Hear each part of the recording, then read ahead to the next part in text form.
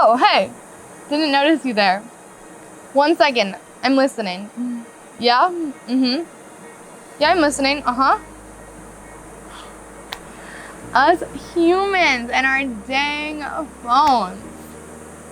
I'm Marley Musarra, mentor for heart-centered and amplified living, and today I'm here to talk about phone usage and screen time. First, we'll talk about my 4 personal rules that I use to limit my screen time.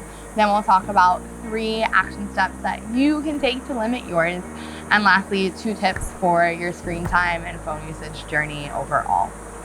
And why is this important? Because I know when I first started to take these steps and create these rules around screen time for myself, my life drastically changed.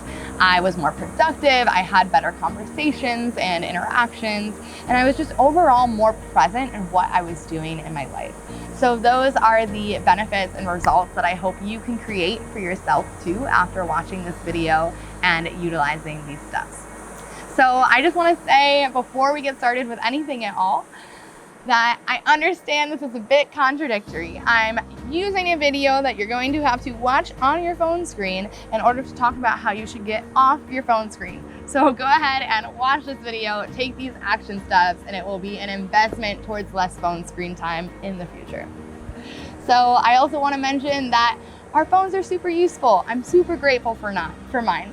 I could not get anywhere without my GPS and my maps. I wouldn't be able to communicate with my family in Ohio. There are so many reasons I'm grateful, yet there are also a lot of reasons to limit screen and phone time. All right, now getting into it. The first thing, my 4 rules that I use to limit my screen time. Rule number 1, no phones in the bedroom. At nighttime, we have them plugged in outside of the room. We keep an alarm in the room, and that way we're not tempted to use our phones right before bed or first thing waking up in the morning. We can fall asleep soundly and ground into our days instead. Next, no phones in the bathroom on the toilet. I used to sit and text for 20 minutes on the toilet. So if you've ever been there, I assume we probably all have. Go ahead and throw a 1 in the comments below. Rule number 3 is no phones at the table. When I'm eating my meal, I want to be present with my food. I want to be able to absorb it to the best of my abilities, which means not multitasking. And it's also a great time to be present with those who are there with me at the table and create beautiful conversations rather than be on my screen. And then lastly, when I'm at a special event, a concert, on a hike, traveling, whatever it may be, my rule is that I'll take my phone out once, maybe twice to get 1 great shot, 1 photo, 1 video, whatever it is, and then put it away and be fully present. If you've ever been at a concert where everyone around you has their phone out, you know it's kind of a strange feeling to be at a live event like that. So if you've ever been there, throw a number 2 in the comments. Okay, next, let's talk about 3 action steps that you can take to utilize your screen time today. Number 1 is, and I will put all of these in the comments below, the exact directions, because it'll be a bit more than I can explain on this video. Anyhow, number 1, go ahead and look at your daily screen time. See where it's at now and then decide where you want it to be. Mine's at around 2 hours. I use my phone for business uses as well.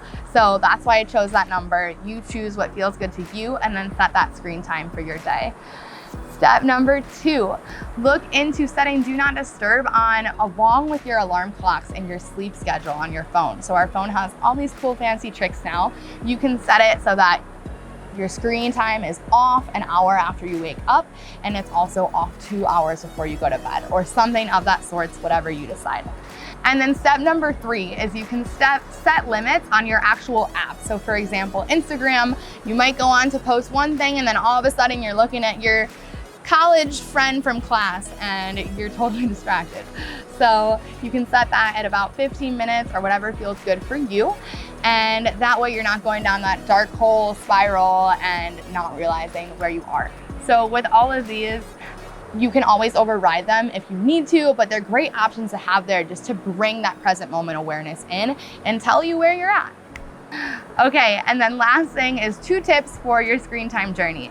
So tip number 1, if you do ever find yourself in that spiral dark hole, you went on your phone an hour ago and now suddenly you're looking at photos from 2016 and you forgot what you were doing. We've all been there. So in that scenario, once you realize you've done it, just stop. Put things to a halt, close the app out, put the phone away, remember what you were doing before and go back to it. No need to judge. No need to get worked up about it. Just start creating that new pattern and habit where you see that you're overusing your phone, you put it away, and on to the next thing. And then tip number 2 is just because you are doing this and taking this screen time journey doesn't mean everyone else around you will as well. So rather than getting caught up on they're on their phone at the table or on their phone while I'm talking, whatever it may be, choose to focus on yourself and remember that everyone's on their own journey like this. So I hope this all helps.